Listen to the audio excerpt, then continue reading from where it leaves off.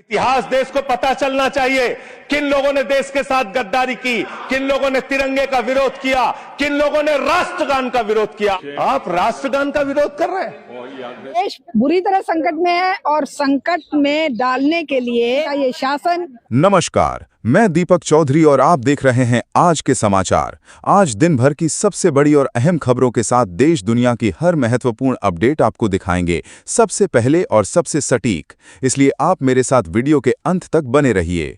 अगर आप चैनल पर नए आए हैं तो आपसे अनुरोध है, चैनल को सब्सक्राइब करके बेल आइकन को ऑल नोटिफिकेशन पर प्रेस कर लें, जो आने वाली वीडियो के अपडेट मिले आपको सबसे पहले। चलिए बिना समय गवाए बढ़ते हैं आज की पहली खबर की ओर। चलिए आज की पहली बड़ी खबर आ रही है बिहार से, जहां पर भरत भूषण तिवारी के एनकाउंटर से जुड़ी है, जिसमें बिहार के लोग भरत भूषण तिवारी के श्रद्धांजलि पोस्टर को हाथों में लेकर और कैंडल लेकर सड़क पर पैदल मार्च निकालते हुए दिखाई दिए और साथ में नारे भी लगा रहे हैं बिहार के मुख्यमंत्री के सम्राट चौधरी जी के खिलाफ। देखिए पूरी खबर, लोगों की मांग क्या है।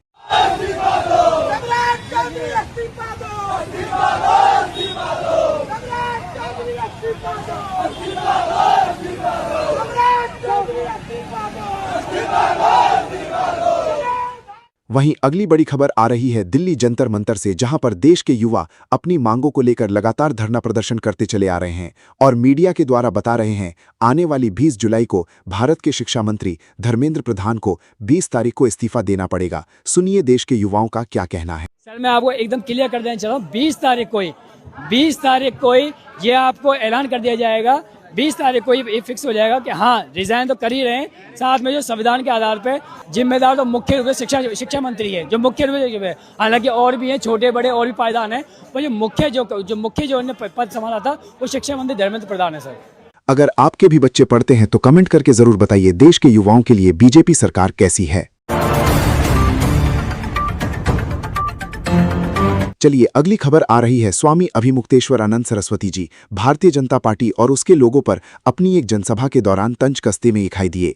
उनका कहना है भारतीय जनता पार्टी और भारतीय जनता पार्टी के लोग कालनेमी हिंदू हैं। सुनिए और आगे क्या कुछ कहा शंकराचार्य जी ने, और शंकराचार्य जी के इस बयान पर आपकी क्या राय है, कमेंट में जरूर बताएं। हमारा मंदिर कॉरिडोर हो गया और इनका कार्यालय तीर्थ हो गया।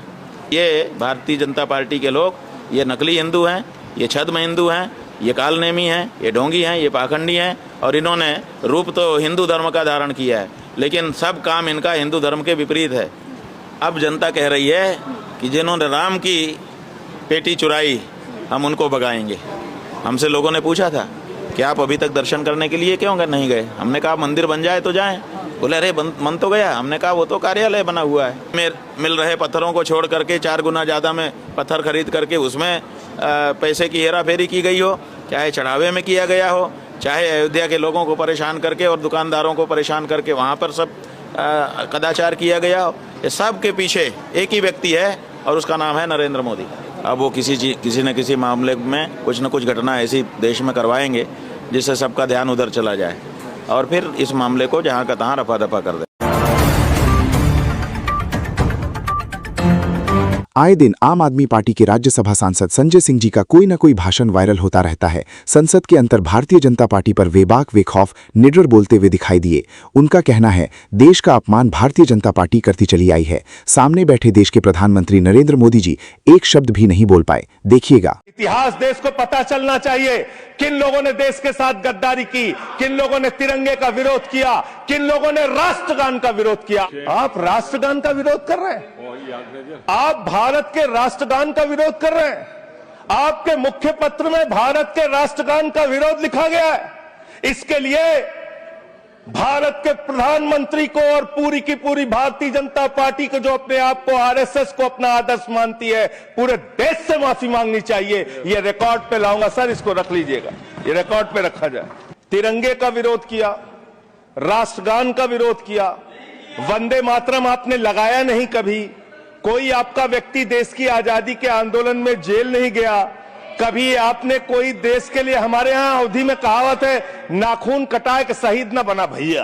तू तो नाखूनों नहीं कटाया भैया, बिना नाखून कटाए शहीद बना चाहता है, बिना नाखून कटाए शहीद। ऐसे काम नहीं चलेगा। वहीं संसद के अंदर कांग्रेस पार्टी के सांसद इमरान प्रतापगढ़ी जी भी शायराना अंदाज में गरजते हुए दिखाई दिए। उनका कहना है, जो सरकार अपने चलाए हुए 2000 के नोट को 7 साल भी नहीं चला पाई, वो कांग्रेस पार्टी से 70 साल का हिसाब मांगती है। सुनिए आगे और क्या कुछ कहा है इमरान प्रतापगढ़ी जी ने। सरकार अपना चलाया हुआ 2000 का नोट 7 साल नहीं चला सकी, वो हमसे 70 साल का हिसाब मांगती है। टूटा हुआ लश्कर का भरम देख रहे हैं और जिल्ले इलाही के करम देख रहे हैं। ताकत का नशा अक्ल पे हावी है तुम्हारी, तुम देख न पाओगे जो हम देख रहे हैं। पेपर लीक करवा करके युवाओं की आंखों से नौकरी के सपने छीन लिए, अग्निवीर लाकर देश के जवानों की उम्मीदें छीन ली, बुलडोजर लगाकर लोगों के आशियाने छीन लिए, महंगाई लाकर देश की जनता की थाली से निवाले छीन लिए और नारा लगाया कि हम तो सेवक हैं, 18-18 घंटे काम करते हैं। इन्हीं लोगों के लिए किसी ने शेर कहा है कि जो सच और झूठ में दूरी है वो दूरी समझते हैं। सियासी हाकिमों की हम भी मजबूरी समझते हैं, वो अपना हक समझते हैं निवाला छीन लेने को। डकैती को बहुत से लोग मजदूरी समझते हैं। हमें पता है कि कैसी मजदूरी की जा रही है। अपने शीश महलों में बैठे हुए सरकार के सांसद और मंत्री कह रहे हैं कि महंगाई कम हो रही है।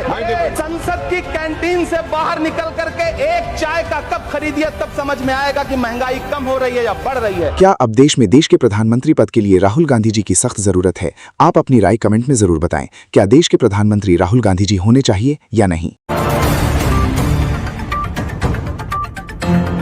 कॉकरोच जनता पार्टी के संस्थापक अभिजीत दीपके जी ने आने वाली 20 जुलाई को दिल्ली में एक सभा होने वाली है, जिसमें जो लोग शामिल होना चाहते हैं उनके लिए अभिजीत दीपके जी ने एक नंबर दिया है, जिस पर आपको मिस कॉल देनी है और अपना सहयोग देना है। सुनिए कौन सा नंबर बता रहे हैं।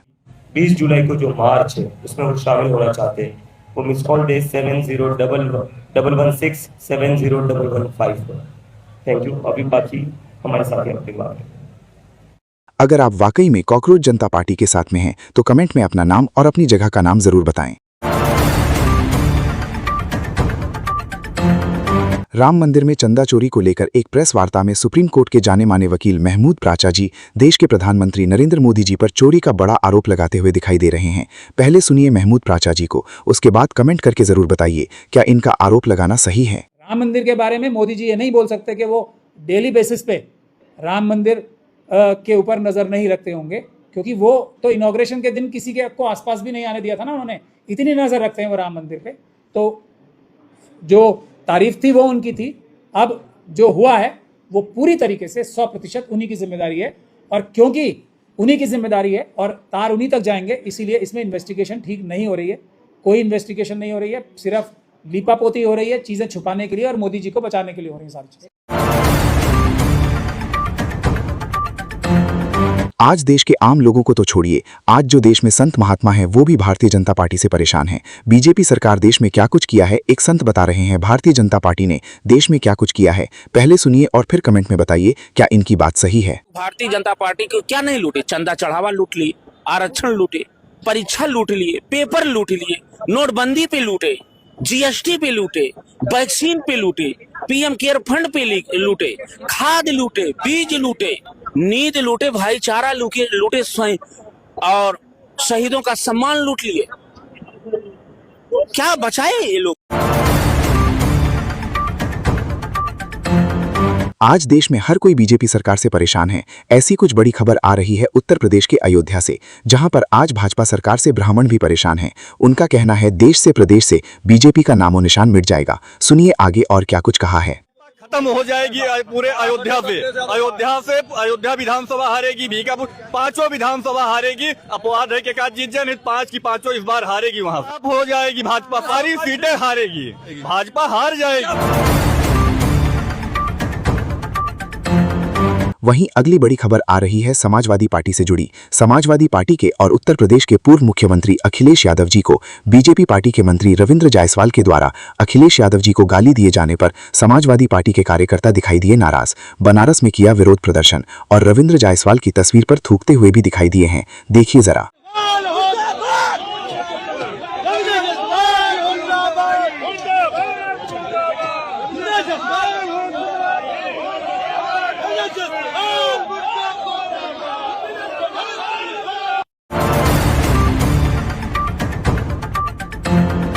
बड़ी खबर आ रही है न्यूजीलैंड से, जहां पर देश के प्रधानमंत्री नरेंद्र मोदी जी जनता को संबोधित करते हुए कह रहे हैं, आज भारत बीफ एक्सपोर्ट में भारत कौन से नंबर पर है। चलिए सुनते हैं प्रधानमंत्री जी से।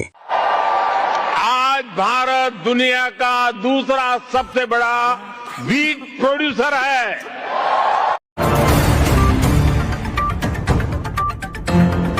वहीं अगली बड़ी खबर आ रही है अमेरिका से, जहां पर अमेरिका का एक नागरिक भारत के झंडे को 2 हिस्सों में फाड़ता हुआ दिखाई दे रहा है। क्या विश्व की नजर में यही देश की किरकिरी होनी बाकी रह गई है? क्या इसकी जिम्मेदार भाजपा सरकार है या कोई और? पहले देखिए किस तरह से भारत के झंडे को फाड़ा क्या है। इस पर आपकी क्या राय है? आप अपनी राय कमेंट में जरूर टाइप करके बताएं।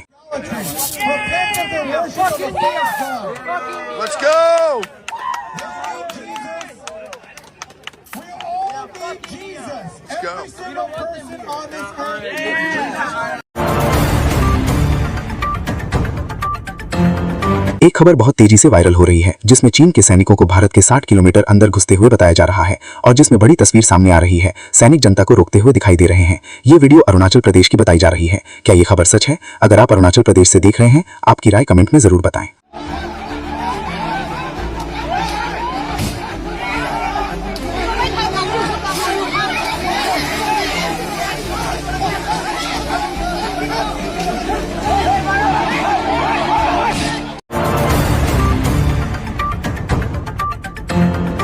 अगली बड़ी खबर आ रही है देश की राजधानी दिल्ली से, जहां पर एक महिला साफ साफ कहते हुए दिखाई दे रही हैं। इन सब की जिम्मेदार कौन है? पहले उनकी बात को पूरा सुनिए और उसके बाद आप अपनी राय कमेंट में जरूर बताएं। आप अपना नाम और अपनी जगह का नाम जरूर लिखें। आपने ये वीडियो कहां से देख रहे हैं? आपने जो कल कमेंट की थी, मैंने उन सब कमेंटों को अच्छी तरह से पढ़ा है।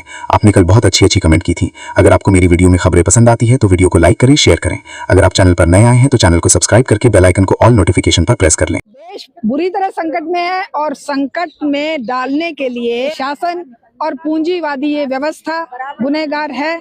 जनता इस रहस्य को जब तक नहीं समझेगी, उनको हिंदू मुसलमान दलित स्वर्ण में लड़ाते रहने का जब तक ये चलता रहेगा खेल, तब तक जनता की मुक्ति संभव नहीं है।